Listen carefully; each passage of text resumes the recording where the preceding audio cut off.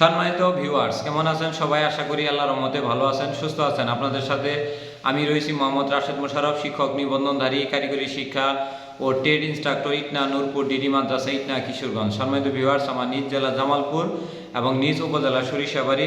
আপনারা দেখছেন Rashed education TV. Rashed education টিভির পক্ষ থেকে সম্মানিত ভিউয়ার্স ভাই বোনদের জানাই আন্তরিক শুভেচ্ছা ও অভিনন্দন। সম্মানিত ভিউয়ার্স, আজকের আলোচ্য বিষয় পঞ্চম গণবিজ্ঞপ্তিতে সম্পর্কে 5টি জটিল প্রশ্ন ও উত্তর। অর্থাৎ আপনারা আমাদের হোয়াটসঅ্যাপে বিভিন্ন সময় বিভিন্ন প্রশ্ন লিখে পাঠান, তার উত্তর আমরা অনেক সময় দিতে পারি না। অনেক সময় আগে ফেসবুক আকারে কিংবা আমাদের আরও যে পেজগুলো রয়েছে পেজগুলোতে উত্তর দেওয়ার চেষ্টা করি। তো সম্মানিত ভিউয়ার্স, আজকের এই 5টি প্রশ্নের নাম্বার 1 প্রশ্নটি হলো যে আমার শিক্ষক নিবন্ধন সনদে মাদ্রাসা এডুকেশন লেখা নেই, অর্থাৎ সেকেন্ডারি অ্যান্ড হায়ার সেকেন্ডারি লেখা রয়েছে। আমি কি মাদ্রাসায় সহকারী শিক্ষক বাংলা কিংবা প্রভাষক বাংলা পদে মাদ্রাসাগুলোতে আবেদন করতে পারবো? সর্বশেষ নিয়ম অনুযায়ী আপনি এটাতে আবেদন করতে পারবেন না, অর্থাৎ যার সার্টিফিকেটে যেভাবে লেখা রয়েছে ঠিক সেই অনুযায়ী আবেদন করতে হবে পঞ্চম গণবিজ্ঞপ্তিতে, এর বাইরে আবেদন করা যাবে না। 2 নম্বর প্রশ্নটি পাঠিয়েছেন, সেই বিষয়টি হলো যে আমার শিক্ষক নিবন্ধন সনদে নামের শেষে এফ আছে, কিন্তু আরেকটি ও হওয়ার কথা ছিল কিন্তু হয়নি, কিন্তু আমার সার্টিফিকেটে ঠিক রয়েছে, কিন্তু শিক্ষক নিবন্ধন সনদ আর আমার সার্টিফিকেটের সাথে ও অক্ষর বা একটা এ অক্ষর কম বেশ রয়েছে। এক্ষেত্রে আমি কোনটা অনুসরণ করে পঞ্চম গণবিজ্ঞপ্তির আবেদন করব? আপনি অবশ্যই শিক্ষক নিবন্ধন সনদ যে রয়েছে, আপনি 16 কিংবা 17তম যে শিক্ষক নিবন্ধন সনদটি রয়েছে ঠিক সনদের হুবহু নিজের নাম, বাবার নাম, পিতার নাম, জন্ম তারিখ এবং রোল নাম্বার এবং রেজিস্ট্রেশন নাম্বার দিয়ে আবেদন করতে হবে হুবহু আকারে। যদি এক্ষেত্রে যদি কোনো হরফে ভুল ত্রুটি হয় তাহলে আপনার আবেদন বাতিল হতে পারে কিংবা আপনি সুপারিশ বঞ্চিত হতে পারেন। এক্ষেত্রে আপনার এনটিআরসিতে আপিল করার কোনো সুযোগ থাকবে না। নাম্বার 3 সেটি হলো যে কারিগরি যে সনদটি রয়েছে এই সনদভুক্ত এরা যদি জেনারেল প্রতিষ্ঠানে আবেদন করে সেক্ষেত্রে তার কি এমপিও হবে? জেনারেল প্রতিষ্ঠানে আবেদন করলে সুপারিশ পাবে কিন্তু এমপিওভুক্ত হতে পারবেন না। ঠিক অনুরূপ যারা জেনারেল রয়েছেন তারা যদি কারিগরিতে আবেদন করেন তারা কি এমপিওভুক্ত হতে পারবেন? চৌদ্র গণবিজ্ঞপ্তি পর্যন্ত আমরা দেখেছি বেশ কিছু স্থানে এই নিয়ে অনেক সমস্যা হয়েছিল, বেশ কিছু স্থানে তাদের এমপিওভুক্ত দিয়েছে এবং বেশ কিছু স্থানে তারা এখনও পর্যন্ত নন এমপিও হিসেবেই রয়েছেন। তো এই ভুলগুলো আপনাদের করা যাবে না, অর্থাৎ আপনার সার্টিফিকেট অনুযায়ী আপনাকে আবেদন করতে হবে।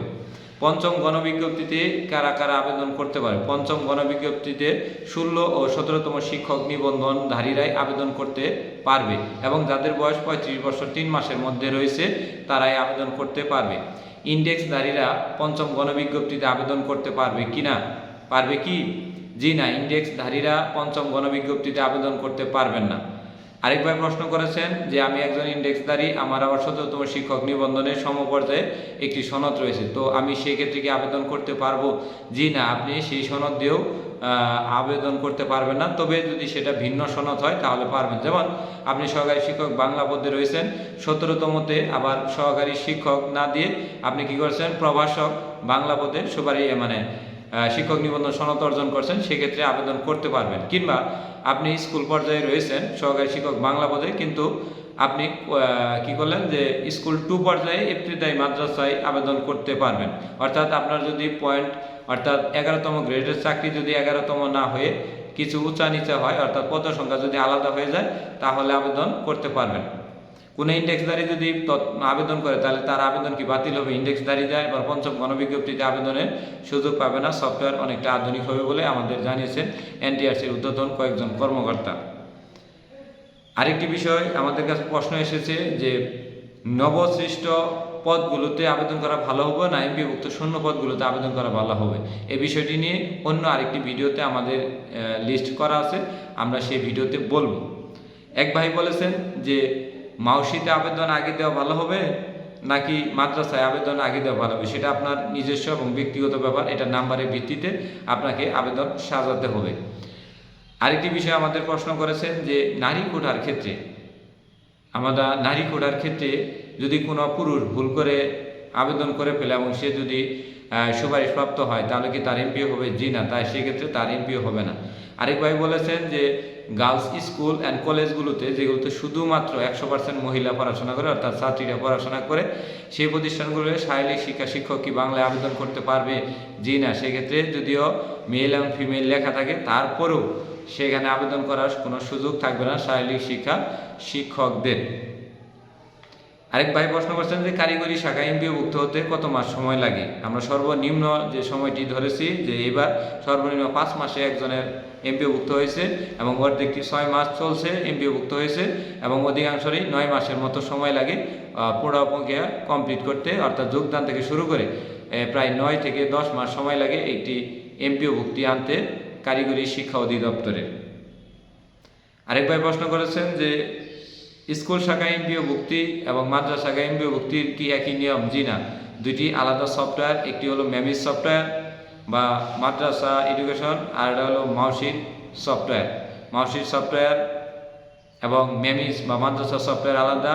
মাদ্রাসা সফটওয়্যারে 1 থেকে 5 তারিখের মধ্যে প্রতি মাসে এমপিওভুক্ত হওয়া যায় এবং যে কোনো বেজুর মাসে 1 থেকে 8 তারিখের মধ্যে জেনারেল স্কুল অ্যান্ড কলেজগুলো বা মাউসিভুক্ত যে কলেজগুলো বা স্কুলগুলো রয়েছে সেগুলোতে এমপিওভুক্ত হওয়া যায়। জুন মাসে স্কুল অ্যান্ড কলেজগুলোতে, জেনারেল স্কুল অ্যান্ড কলেজগুলোতে এমপিওভুক্ত হওয়ার কোনো সুযোগ নেই। আরেক ভাই প্রশ্ন করেছেন যে বকেয়া পাওয়া যায় কি? জি, আপনি যদি মাউসিভুক্ত স্কুল কলেজ হন তাহলে বকেয়া পাবেন, মাদ্রাসা হলে বকেয়া পাবেন না, কারিগরি হলে তো কথাই নেই।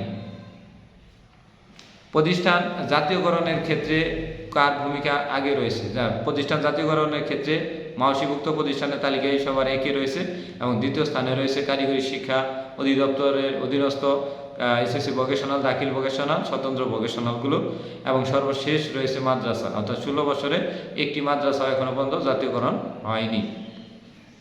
আরেক ভাই প্রশ্ন করছেন যে সংযুক্ত ভোকেশনাল প্রতিষ্ঠানে চাকরি করা ভালো হবে নাকি স্বতন্ত্র ভোকেশনাল প্রতিষ্ঠানে চাকরি করা ভালো হবে? আমি আপনাদের বলবো যদি অর্থ ইনকাম করতে চান তাহলে অবশ্যই সংযুক্ত ভোকেশনালগুলোতে আবেদন করবেন, স্বতন্ত্র ভোকেশনালের থেকে ভালো। তো সম্মানিত ভিউয়ার্স, আশা করি এই পঞ্চম গণবিজ্ঞপ্তি সম্বন্ধে যে প্রশ্নগুলো আপনাদের মনে ছিল এগুলো উত্তর দেওয়ার চেষ্টা করছি। এরপরে কোনো প্রশ্ন থাকলে অবশ্যই কমেন্ট করবেন, আমরা কমেন্টে উত্তর দেওয়ার চেষ্টা করব।